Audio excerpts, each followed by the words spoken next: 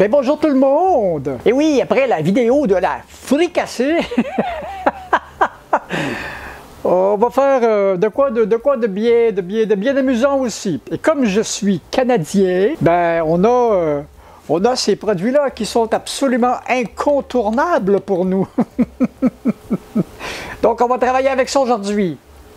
Donc, on va se faire une tarte au sirop d'érable et aux pommes. Ça va être bon ça. C'est toujours bon. Quand il y a du sirop d'érable, c'est toujours bon. Bon, donc on va commencer par faire la croûte de la tarte. Donc, 2 tasses de farine. À peu près, pas loin de 3/4 de tasse pas loin de 3/4 de tasse de beurre. Puis, vous en faites pas si je suis flou un peu, c'est parce que je suis loin de la caméra. On va se rapprocher tout à l'heure. Un petit peu de sel. Voilà. On touille tout ça. Bon, on va commencer avec ça. L'idée, c'est d'avoir un beau granulé. Rendu là, ça va mieux avec les mains. Je sais pas. Faut arriver à quelque chose comme ça. Là. Puis quand le beurre il est bien mélangé à la farine, on ajoute quelques gouttes d'eau. Une pâte brisée, c'est ultra simple à faire. Ultra simple à rater aussi. J'en ai raté une il n'y a pas longtemps. Elle était dure comme du bois. Parce que quand il y a le gras voulu, que c'est pas trop travaillé, on arrive à quelque chose d'assez feuilleté quand même. Elle est parfaite. Bon, on va laisser ça reposer. Puis maintenant, on passe à la garniture. La garniture, c'est pas compliqué. On avait une cuillère à table de beurre, une tasse de sirop d'érable, 2-3 cuillères à soupe à table comment est-ce qu'on appelle ça, donc de fécule de maïs. Et puis de l'eau, ici comme ça. Ça prend un peu de froide pour dissoudre la fécule avant de l'envoyer dans la mixture, pour pas que ça fasse de grumeaux. Première opération, on va s'éplucher des pommes, ou se peler des pommes, c'est selon. C'est toujours plus long à faire la pâtisserie. Puis ça va aller assez vite quand même. Fait que ça prend 6-7 grosses pommes. Ça, c'est des pommes. C'est pas des pommes qui viennent du supermarché, ça vient du petit marchand de fruits et légumes qui a pas loin de chez moi. C'est vraiment de la pomme du Québec fraîche, là. Ça va être bon. OK. Alors là, j'ai des pommes. Et là, ma pâte brisée, c'est un petit peu reposé. Donc, on va la travailler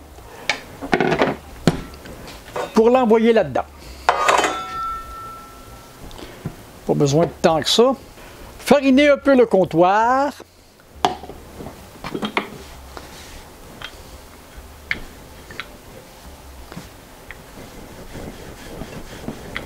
Et c'est pas une pâte élastique comme les pâtes à pizza. Bon. Voilà. On voit ça là-dedans. Voilà. Maintenant, on va y insérer les pommes.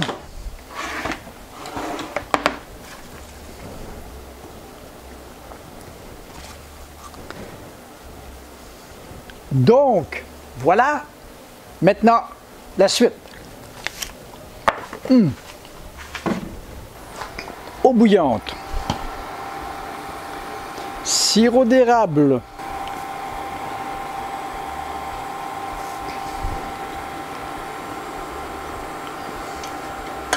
Beurre. Puis maintenant, après ça, on va s'occuper de la fécule de maïs. Voilà.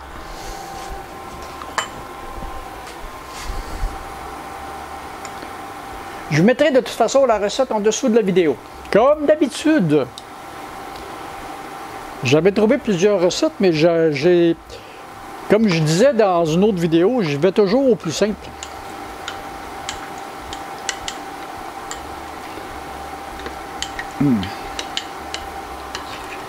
Je fais des saletés là.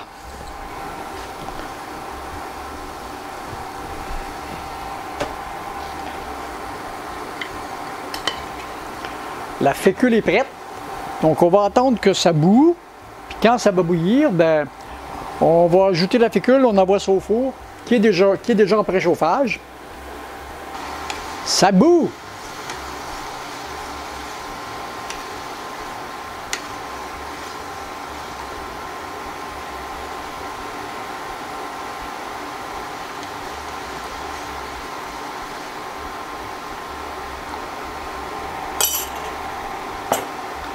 Voilà, ça bout.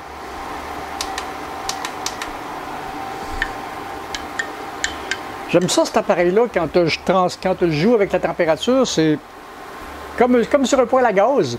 C'est instantané.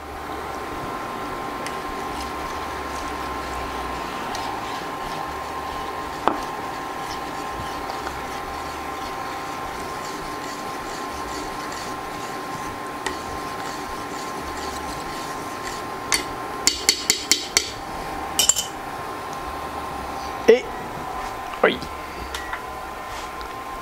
on verse sur les pommes.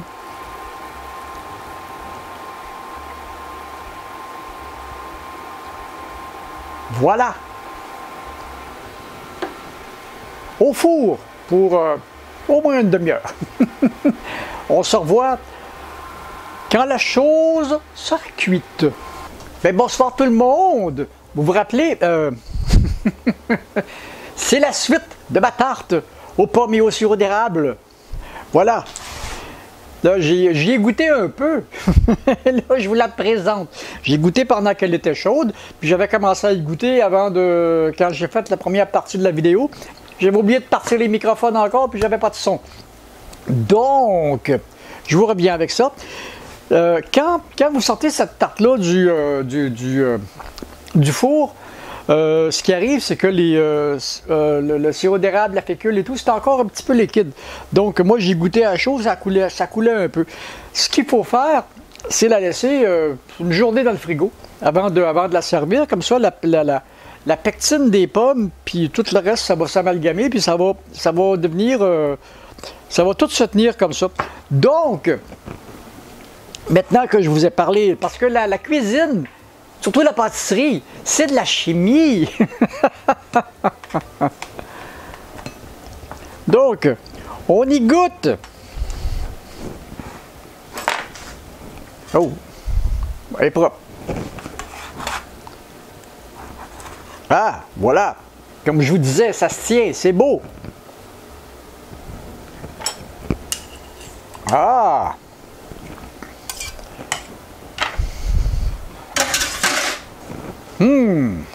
Donc, voilà. Puis on va y goûter. Je sais déjà comment ça goûte, mais là, je vais y goûter devant vous. Juste pour vous troller un peu, comme ils disent. Là, c'est bon. Le goût de sirop d'érable, puis avec le petit piquant des pommes, c'est des pommes fraîches. C'est meilleur que celles du supermarché. C'est des pommes qui viennent de mon petit marché qui est pas loin de chez nous, qui est indépendant.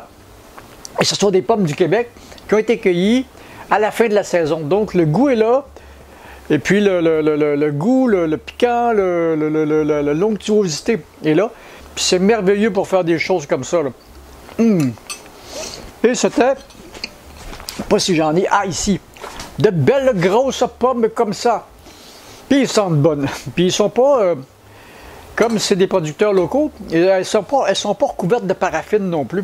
Ça, je trouve ça génial. Fait qu'elles sont finies comme si elles étaient dans l'arbre. Pas de paraffine dessus. Donc ça fait des pommes qui se conservent pas bien, mais des pommes pour quand on est en saison, c'est des pommes parfaites pour cuisiner. Et pour manger aussi, parce qu'elles ont du goût. Alors, c'était ça la vidéo de la tarte aux pommes et au sirop d'érable. Vous l'essayerez, parlez-moi-en. Si vous l'essayez, parlez-moi-en dans les commentaires. Et puis, ben, c'est ça, moi, je vais aller manger ça dans un petit coin tranquille. Et puis, si vous aimez mes vidéos, donnez-moi un petit pouce qui fait plaisir, abonnez-vous à la chaîne, puis partagez les vidéos. Salut! Puis pensez à vous abonner, là.